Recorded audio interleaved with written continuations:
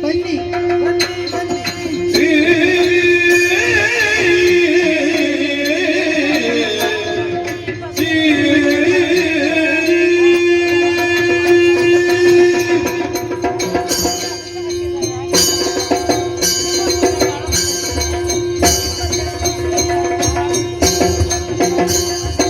ಕೂಡಿ ಮಾಡುವ ಬಂದಿರೈ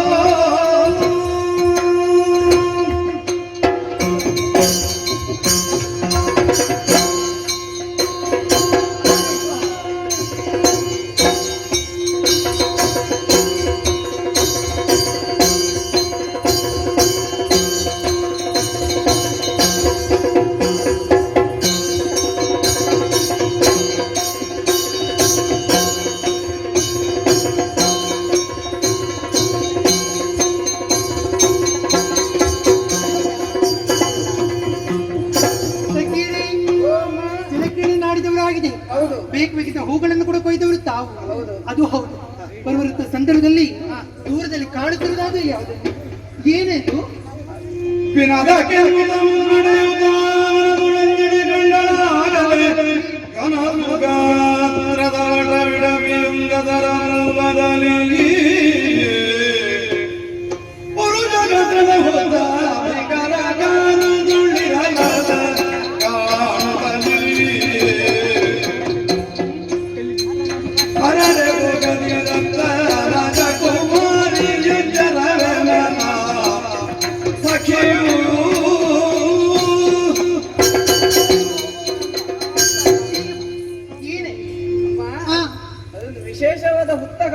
ವಿಶೇಷವಂತಹ ಹುತ್ತ.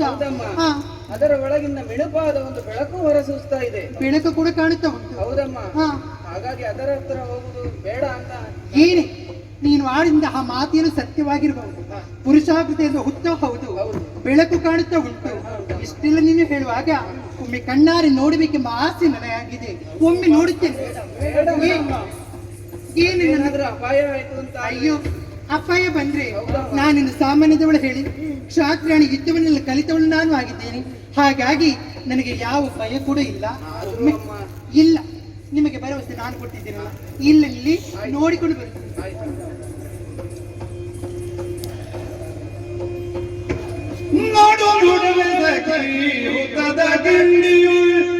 ಆಡೋ ಮಾಡಿಹೆಯೋ ಬೆಳಕು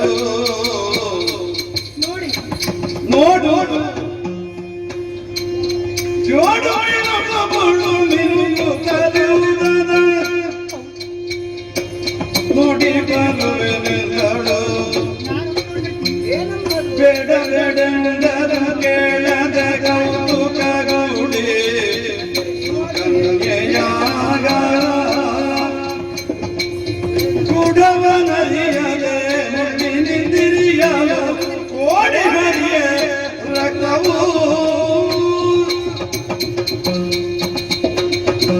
ಏನೆಲ್ಲಿ ಆಡ್ತೀನಂತ ಮಾತು ಬೇಡೆಂಬ ಮಾತನ್ನು ಹೇಳಿದಾಗ ನಾನಿಲ್ಲಿ ನಿಲ್ಬೋಬೇಡ.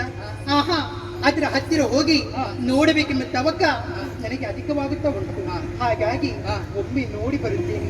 ಅಷ್ಟು ಮಾತ್ರವಲ್ಲದೆ ಕೈಯಲ್ಲಿ ಹಿಡಿದಂತಹ ಮುಳ್ಳಿನಿಂದ ಆತನ ಬೆಳಕು ಕಾಣುತ್ತದೆ. ಮಾತನ್ನು ಹಿಡಿದಲ್ಲ, ಆ ಬೆಳಕಿಗೆ ಚುಚ್ಚಿದೆ ಆದರೆ ಏನಾಗುತ್ತದೆ? ಏನಾಗುವುದಿಲ್ಲ. ಹಾಗೆ ಇಲ್ಲೇ ನಿಲ್ಲಿದೆ.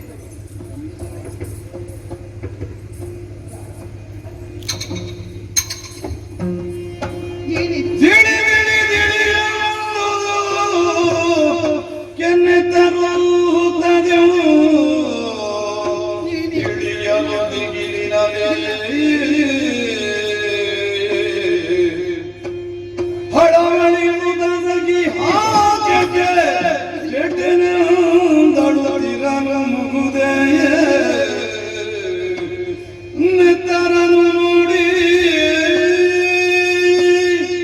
ಸಖಿಯರೇ, ಇಂದಿನ ದಿವಸ ನೀವು ಆಡಿದಂತಹ ಮಾತನ್ನು ಕೇಳದೆ ನಾನು ಆಡಿದಂತಹ ಮಾತು ಸರಿ ಎಂಬುದಾಗಿ ತಿಳಿದು ಹೋಗಿ ದೊಡ್ಡದಂತಹ ಹುತ್ತಕ್ಕೆ ಅದರಲ್ಲಿ ಬೆಳಕು ಕಾಣುತ್ತಾ ಉಂಟು. ಆ ಬೆಳಕಿಗೆ ಮುಳ್ಳಿಂದ ಚುಚ್ಚಿದವಳು ನಾನು. ಆ ಸಂದರ್ಭದಲ್ಲಿ ರಕ್ತಸ್ರಾವ ಸುರಿಯುತ್ತಾ ಉಂಟಲ್ಲ. ಏನು ಮಾಡುದು ಸಖಿ? ಇಲ್ಲ, ಈ ವಿಚಾರವನ್ನು ನೀವು ಯಾರಿಗೂ ನನ್ನ ತಂದೆ ತಾಯಿಯರಲ್ಲಿ ಹೇಳಬಾರದು. ಹಾಗಾಗಿ ನಾವು ಇಲ್ಲಿರುವುದು ಅಲ್ಲ. ಹಾಗಾಗಿ ಬೇಗ ಆದಷ್ಟು ಬೇಗ ನಮ್ಮ ಅಂತಃಪುರವನ್ನು ಸೇರೋಣ ಅಂತ ಹೀಗೆ ಬೇಕು.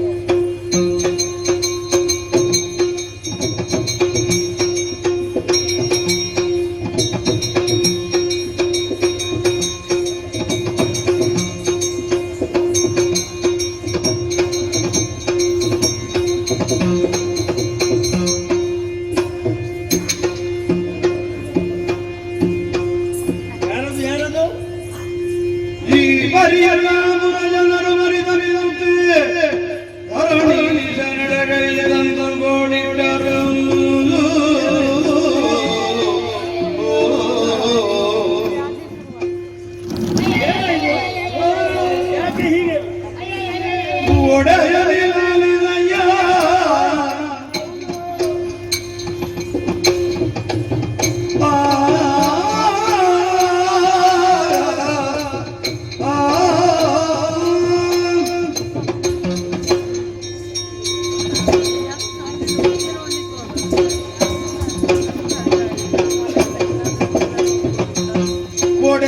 ಒಡೆಯಲಿದಯ್ಯ ಸಂಕಟಗಳ ತಡೆಯುವ ಮಾರಯ್ಯ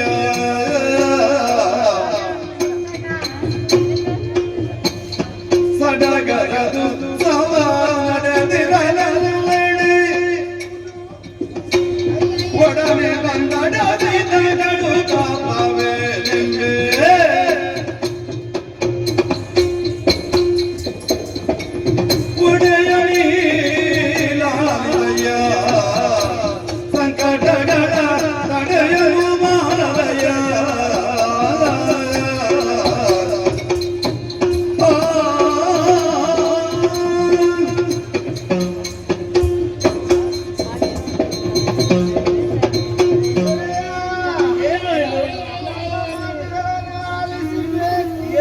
ದೊಡ್ಡ ಸಂಖ್ಯೆಯಲ್ಲಿ ಬಂದಿದ್ದೀರಿ.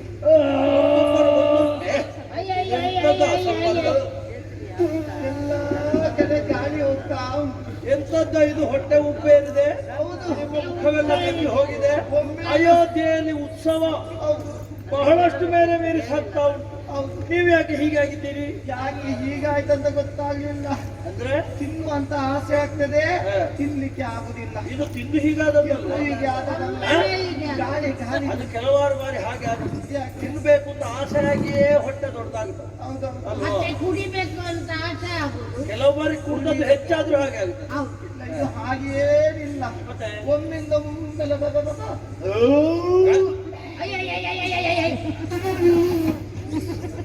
ಎಂತದ್ದ ಅದು ಗಾಳಿ ಹೋಗುದು ಎಲ್ಲಿಂದ ಹೋಗ್ತದೆ ಅಲ್ಲಿಂದ ಹೋಗ್ತದೆ. ಅದು ಕಾರಣ ಏನು ಅಂತ ಬೇಕಾ ಬೇಡವಾ? ಏನಂತ ನಮ್ಗೆ ಗೊತ್ತಿಲ್ಲ. ಇದು ಕೇವಲ ನಿಮ್ಮ ಇಷ್ಟು ಮಂದಿಗೆ ಅಲ್ಲ ಬಹಳಷ್ಟು ಮಂದಿಗೆ ಸಂಕಟಗಳು ವಿಲಾಪಿದಳು ಬೆರಗಾಗಿ ಮತ ರೂಪನಾಗಲಿಗೆ ದೈವಜ್ಞನಾಗಿ ಬೆಸಗೊಂಡ ನೀವೇನು ಚಿಂತಿಸುವಂತ ಅವಶ್ಯಕತೆ ಇಲ್ಲ. ಪರಿಹಾರದ ಕುರಿತಾಗಿ ಯೋಚಿಸ್ತೇನೆ. ಹೋಗಿ ಆ ಜ್ಯೋತಿಷಿಗಳನ್ನು ಬರ್ಲಿಕ್ಕೆ ಹೇಳಿ.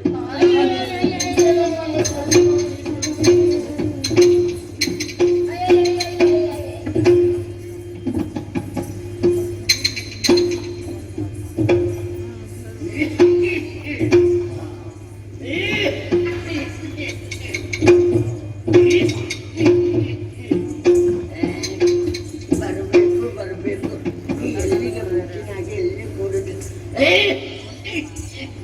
ನಿಮ್ಮಕ್ಕಿಂತ ಮೊದಲು ನಿಮ್ಮ ಇದು ಬರ್ತದೆ. ಏನು ಮಾಡುದು ಒಂದು ದಮ್ಮು ಒಂದು ಕೆಮ್ಮು ಅದು ಬೇರೆ ಬೇರೆಯಾ? ಅದು ಯಾಕೆ ಹಾಗೆ? ಯಾಕೆಂತ ಯಾರಿಗೂ ಅನಾರೋಗ್ಯ. ಓಯ್ ವಯಸ್ಸಾಯ್ತು ಜ್ಯೋತಿಷಿಗಳ ವಯಸ್ಸಾಯ್ತು ಅಂತ ಹೇಳಬೇಕಾದ ಅವಶ್ಯಕತೆ ಇಲ್ಲ, ನೋಡುವಾಗಲೇ ಅರ್ಥ ಆಗುತ್ತೆ. ಹಾಗಾಗಿ ಅಲ್ವಾ ನಿಮ್ಮಂತವ್ರು ಬೇಕು ಅಂತ ನಾನು ಬರೆಸಿಕೊಂಡದ್ದು. ಜ್ಯೋತಿಷಿಗಳೇ ನಿಮ್ಮನ್ನು ಕರೆಸಿಕೊಳ್ಳುವುದಕ್ಕೆ ಬಲವಾದಂತಹ ಕಾರಣ ಉಂಟು. ಏನಾಯ್ತು? ನೀವು ನಮ್ಮ ಈ ಅಯೋಧ್ಯೆಯಲ್ಲಿರುವಂತಹ ಕೆಲವಾರು ಮನುಷ್ಯರನ್ನು ನೋಡಿದ್ರ? ಈಗ ಆ ಕಡೆ ಈ ಕಡೆ ಹೋಗುವಷ್ಟು ಸಮಯ ಇಲ್ಲ. ನೀವು ಬರುವ ದಾರಿಯಲ್ಲಿ ಅದು ನೋಡಿದ್ರ ಅಂತ? ಮನೆಯಲ್ಲೇ ಪೂಜೆ ಮಾಡಿ ಮಾಡಿ ಸಾಕಾಗ್ತದೆ. ಹೌದಪ್ಪ, ಯಾರಿಗೆ ಅಂತ ಹೇಳುದು ಅಲ್ವಾ? ಬರುವ ದಾರಿಯಲ್ಲಿ ಏನಾದ್ರು ಹೊಸ ದೃಶ್ಯವನ್ನ ಕಂಡಿರ ಅಂತ? ಕೆಲವರನ್ನು ನೋಡಿದೆ. ಹೌದಾ? ನಮ್ಮ ಊರಲ್ಲಿ ಗಂಡಸರಿಗೂ ಹೊಟ್ಟೆ ಬರ್ಲಿಕ್ಕೆ ಆರಂಭ ಆಯ್ತು. ಓಯ್ ದೈವಜ್ಞ, ಅದು ಹಾಗಲ್ಲ. ಇದು ಹೊಸ ಸಮಸ್ಯೆ, ಹೌದಾ? ಆರೋಗ್ಯದ ಸಮಸ್ಯೆ. ಒಬ್ಬೊಬ್ಬರಿಗಲ್ಲ, ಅನೇಕ ಮಂದಿಗೆ ಈ ರೀತಿಯಾದಂತಹ ಹೊಟ್ಟೆ ಉಬ್ಬೆ ಇರುವಂತಹ ಸ್ಥಿತಿ ತಲೆದೋರಿದೆ. ಹಾಗಾದ್ರಿಂದ ನನಗೂ ಇದು ಯಾರು ಕಾರಣ, ಮೂಲ ಏನು ಅಂತ ಅರ್ಥವಾಗುವುದಿಲ್ಲ. ಹಾಗಾದ್ರೆ ಇದು ಒಮ್ಮೆ ನಿಮ್ಮ ಜ್ಯೋತಿಷ್ ಶಾಸ್ತ್ರದ ಪ್ರಕಾರವಾಗಿ ಏನು ತಪ್ಪು ನಡೆದಿರಬಹುದು, ಏನು ದೋಷ ಇರ್ಬೋದು ಅಂತ ಹೇಳ್ತೀರಾ? ನಾನು ಹೇಳ್ಬೇಕಿದ್ರೆ ಅಡ್ಡಿಗಟ್ಟಿ ಬೇಕು. ಸ್ವಲ್ಪ ಕೂತ್ಕೊಳ್ಳಿ. ಅದು ಮಾಡಿಕೊಳ್ಳಿ.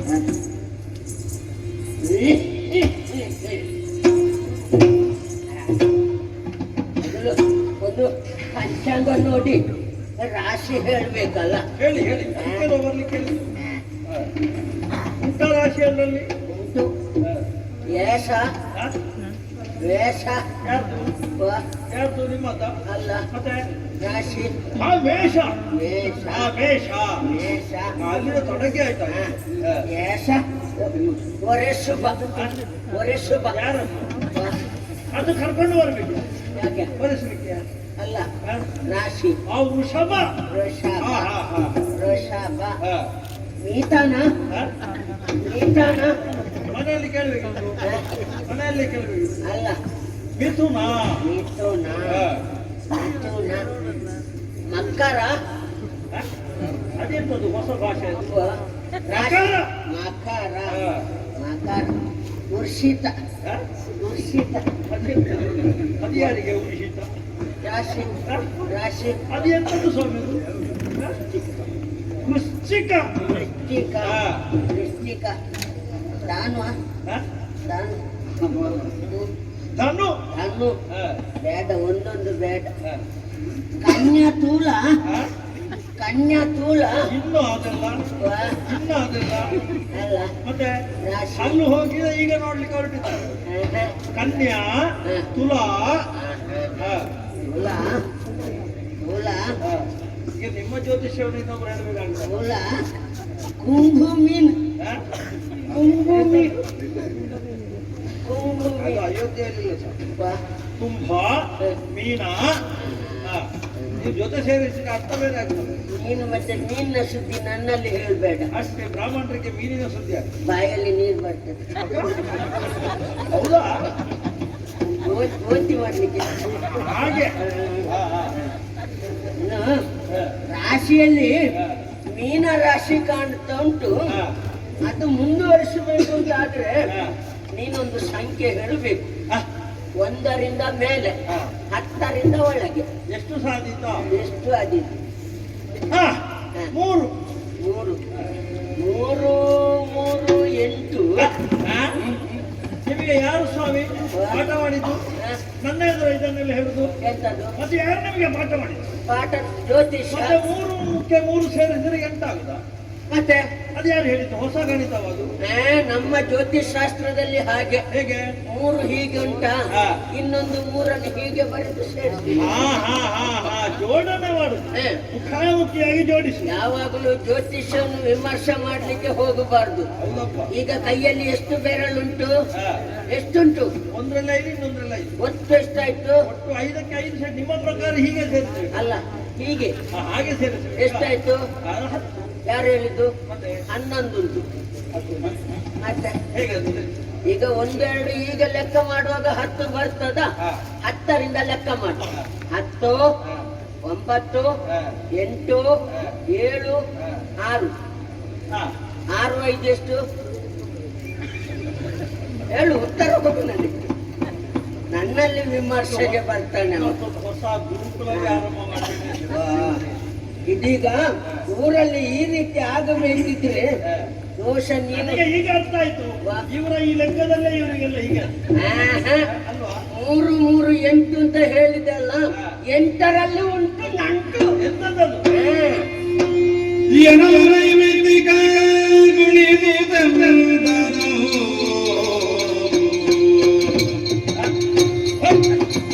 ಓಯ್, ಭಟ್ರ, ಎಂತದ್ದು? ದೋಷನ ಅಂತ. ದೋಸೆ. ಓ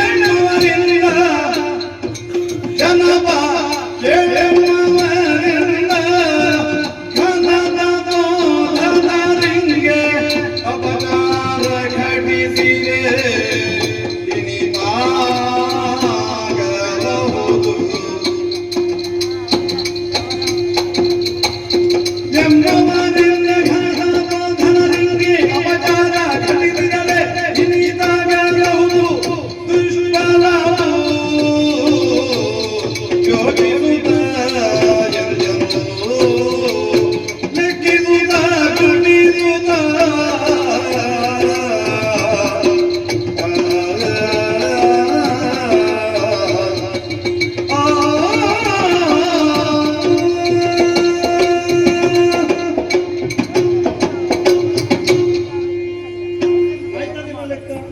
2ಕ್ಕೆ 2 ಸೇರಿಸಿದ್ರೆ 4. ಅದು ಸರಿ ಉಂಟು. 4ರಿಂದ 2 ತೆಗೆದ್ರೆ 2. ತಕೊಳ್ಳಿ. ಕೆಲವು ಬಾರಿ ಸರಿ ಇರ್ತದೆ. ಜ್ಯೋತಿಷ ಅಲ್ವಾ? ನಾವು ವಿಮರ್ಶೆ ಮಾಡ್ಲಿಕ್ಕಿಲ್ಲ. 10ರಿಂದ 1 ತೆಗೆದ್ರೆ ಹಾ. 0. ಹಾ ಹಾ, ಒಂದನ್ನು ಅಣಿಸಿದ್ರೆ ಸೊನ್ನೆ. ಹಾ. ಹಾ. ಹಾ. ಹಾ. ಹಾ. ಅಯ್ಯೋ ದೇವ, ಎಂತದ್ದು?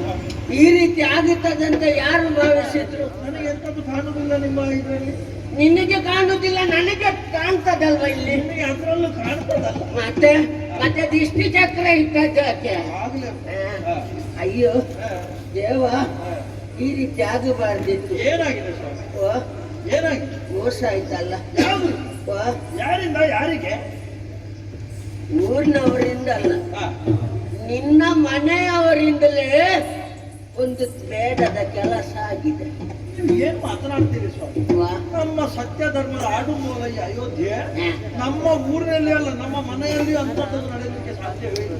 ಇಲ್ಲಿ ಕಾಣ್ತದೆ, ಹ? ಇಲ್ಲಿ ಕಾಣ್ತದೆ. ಹೌದೇ? ಹ. ಘನ ತಪೋದನ ಮಹಿಮರು, ಹ? ಹ, ಹ. ಅವರಿಗೆ ಅಪಚಾರ ಆಗಿದೆ. ಪ್ರಚಾರ ಆಗಿದೆ. ಹ, ಘನದ ಬೋಧನರು ಹೌದು. ಭಾವ ಮಹಿಮರು ಮಹಿಮರು ನಮ್ಮ ಊರಿನ ಒಳಗಿದ್ದಾರೆ ಹೊರಗಿದ್ದಾರೆ. ನಮ್ಮ ಊರಿನಲ್ಲೇ ಇದ್ದಾರೆ. ಹ. ಅಂತವರಿಗೆ ಹ. ಈ ಅರಮನೆಯಲ್ಲಿ ಇರುವವರಿಂದಲೇ ಅಪಚಾರ ಆದ್ದು. ನಾನಿನ್ನು ಹೆಸರೆತ್ತಿ ಹೇಳುವುದಿಲ್ಲ. ಅವರನ್ನು ವಿಚಾರ ಮಾಡುವುದು ಬಿಡುವುದು ನಿನಗೆ ಸೇರಿದ್ದು. ಒಂದು ವೇಳೆ ಇದಕ್ಕೆ ಏನಾದರೂ ಹೋಗಿ ಅವರಲ್ಲಿ ಕ್ಷಮೆ ಯಾಚಿಸಿ ಪ್ರಾಯಶ್ಚಿತ್ತ ಮಾಡಿಕೊಳ್ಳದಿದ್ದರೆ ಓಯ್. ಇದು ಪ್ರಾಯಶ್ಚಿತ್ತವ? ಇದು ಪ್ರಾಯಶ್ಚಿತ್ತವ? ಅಲ್ಲ, ಏನು ದೋಷ ಉಂಟು ಅಂತ ನೋಡಿ. ಹಾ, ಉಂಟು ಉಂಟು ದೋಷ ಉಂಟು. ಹಾಗೆ ಅಷ್ಟು ಬಾಗುದು. ಅದಲ್ಲ, ಮತ್ತೆ ಕುಟುಂಬಕ್ಕೆ ದೋಷ ಉಂಟು. ಹ, ನಿನ್ನ ವಂಶವೇ ನಿರ್ವಂಶ ಆಗುವ ಮಟ್ಟಕ್ಕೆ ಬಂದು ಮುಟ್ಟುತ್ತದೆ. ಯೋಚನೆ ಮಾಡು. ನನಗೆ ಗೊತ್ತಿದ್ದು ಮತ್ತೆ ಈ ಪಂಚಾಂಗದಲ್ಲಿ ಕಂಡು ಬಂದದ್ದು ಹೇಳಿದೆ. ರಾಶಿ ಮೀನ ರಾಶಿ ಉಂಟು. 8ರ ನಂಟಿನಲ್ಲಿ ಈಗ ಗಂಟು ಬಿದ್ದಾಗಿದೆ. ಈ ಗಂಟು ಬಿಡಿಸಬೇಕಾದ ಇನ್ನು ನೀನು. ಸ್ವಾಮಿ, ವಾ. ಪರಿಹಾರದ ದಾರಿಯನ್ನು ಹೇಳಿದ್ದೀರಿ. ದೋಷ ಎಲ್ಲಿ ಉಂಟು ಅಂತ ಹೇಳಿದ್ದೀರಿ. ಎಲ್ಲಿ ಉಂಟು ಅಂತ ನನಗೂ ಯೋಚನೆಗೆ ಬರುತ್ತಾ ಇಲ್ಲ. ಏನೇ ಇರಲಿ ವರವರಗಳಿಗೆ ನಗುವರುಂಟೆ ಇದರಡಿ ಅರಿವಿನ ತನ್ನ ವಿಚಾರಿಸಲು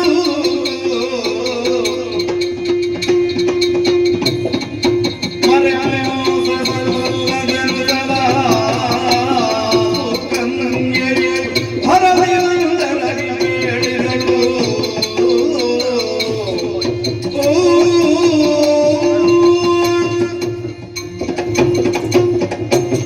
ಸ್ವಾಮಿ, ಬಹಳ ಉಪಕಾರ ಮಾಡಿದ್ದೀರಿ. ಅಲ್ಲಿಂದ ಇಳಿದದ್ದೇ ತಡ. ಹ. ಅದು ಪೀಠ ಒಂದು ಸಿಕ್ಕಿದ್ರೆ ಏನು ಸಮಸ್ಯೆ. ಹೌದಪ್ಪ, ಕೆಲವರಿಗೆ ಅದು ಅಭ್ಯಾಸ. ಏನು ಮಾಡ್ಲಿಕ್ಕೆ ಆಗುದಿಲ್ಲ. ವಾ. ದೇವ್ರೆ, ಹ? ಸಂತೋಷ ಆಯ್ತು. ಎಂತ? ಆದ್ರೆ ನಿಮಗೆ ಇದು ನಿನಗೆ ಸಂತೋಷವ? ಹಾಗಲ್ಲ. ಅರಮನೆಗೆ ಬಂದ ದೋಷ. ಒಂದು ದಾರಿ ಸಿಕ್ಕಿತಲ್ಲ. ಹ. ದೋಷ ಪರಿಹಾರಕ್ಕೆ ನಾನು ಯೋಚನೆ ಮಾಡ್ತೇನೆ. ಊರಿಡಿ ತಿರುಗಬೇಕು ಅಂತ. ಬಂದದ್ದಕ್ಕೆ, ಈ ವಿಚಾರವನ್ನು ತಿಳಿಸಿದ್ದಕ್ಕೆ ವಾ. ನಿಮಗೆ ಬೇಕಾದ ಸನ್ಮಾನವನ್ನು ಹ. ಪರಿಹಾರ ಪೂರೈಸಿ ಆಮೇಲೆ ನಿಮಗೆ ಒದಗಿಸಿಕೊಡ್ತೇನೆ. ಆಯ್ತು ಧನ್ಯವಾದ. ಆಯ್ತು. ಯಾರಿಂದ ಇರಬಹುದಪ್ಪ ನಮ್ಮ ಊರಿನಲ್ಲಿ ಅಂತವರು ಯಾರು? ನಮ್ಮ ಮನೆಯಲ್ಲಿ ಅಂತೂ ಯಾರು ಇಂಥವರು ಇರುವುದಕ್ಕೆ ಸಾಧ್ಯವೇ ಇಲ್ಲ. ಅಪಚಾರ ಆಗಿದೆ ಅಂತ ಬರದೆ ಬಂದೆರಗಿ ಬೀಳಿದಳು ಜನಕಲಾರಿದು ಎಂಬಂದನುಚಿತ ಕೃತ್ಯತೆ ವಿನಿತು ಮಹೋಪಾತವಾಯಿತು. ಏನೇ ವನದೊಳಗಿದ್ದಂದು ಘನವಾದೀಕಗಳು ಏನು ಬಿರುದು ಕದಲಿ ಬಿರಿದೆನು ಜನಕ.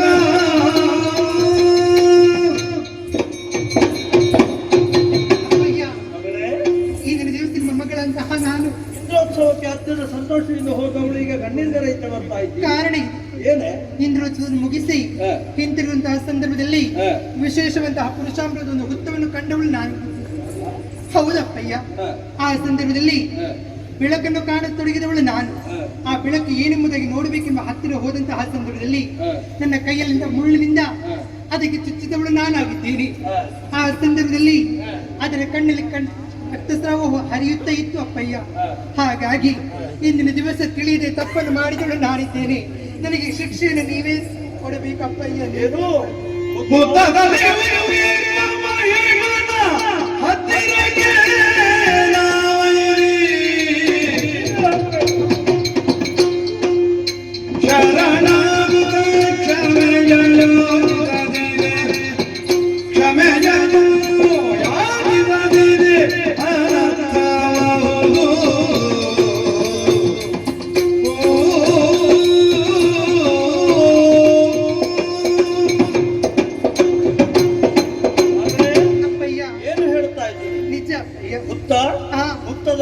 ದುರ್ಯೋಧನರು ಹಾ. ಅವರ ಕಣ್ಣಿನಿಂದ ರಕ್ತಸ್ರಾವ ಹೌದು. ನಿನ್ನಿಂದ ಆದಲ್ಪಟ್ಟದ್ದು ತಪ್ಪಾಗಿದೆ. ಓಹೋ ಸರಿ, ತಡ ಮಾಡುವುದಲ್ಲ. ಹಾ. ಏನೋ ಒಂದು ತಪ್ಪಾಗಿದೆ, ಘಟಿಸಿದೆ ಸತ್ಯ. ಹಾ. ಅದಕ್ಕೆ ಬೇಕಾದಂತಹ ಪರಿಹಾರ ನಾವು ಆದಷ್ಟು ಶೀಘ್ರವಾಗಿ ಮಾಡದೆ ಹೋದ್ರೆ ಹಾ. ನಮ್ಮ ವಂಶ ನಿರ್ವಂಶವಾದೀತು, ಸರಿ. ಅನರ್ಥವಾದೀತು. ಹಾ. ತಡ ಮಾಡುವುದಲ್ಲ, ಹಾ. ನಮ್ಮವರನ್ನೆಲ್ಲ ಸೇರಿಸಿಕೊಂಡು ನಾಳೆ ತೋರಿಸು, ದಾರಿ ತೋರಿಸು, ದಾರಿ ತೋರಿಸು.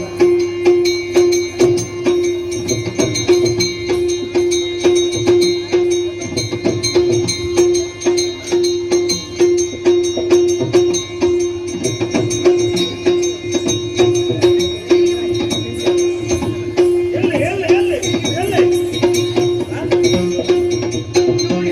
ಓಹೋ, ಯಾರಲ್ಲಿ? ನಮ್ಮ ವೃದ್ಧವರ್ಗದವರು. ನೋಡೋಣ, ಅಲ್ಲಿ ಇರುವಂತಹ ಎಲ್ಲ ಕಸಕಡ್ಡಿಗಳು, ಎಲೆಗಳು ಎಲ್ಲವನ್ನ ಸರಿಸಿ ಆ ಹುತ್ತದಿಂದ ಒಮ್ಮೆ ಎಲ್ಲವನ್ನ ತೆಗೆದು ನೋಡುವ.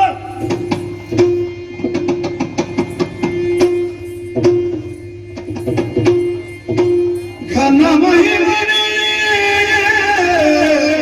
ಏನಿದು? ಅರಿಯ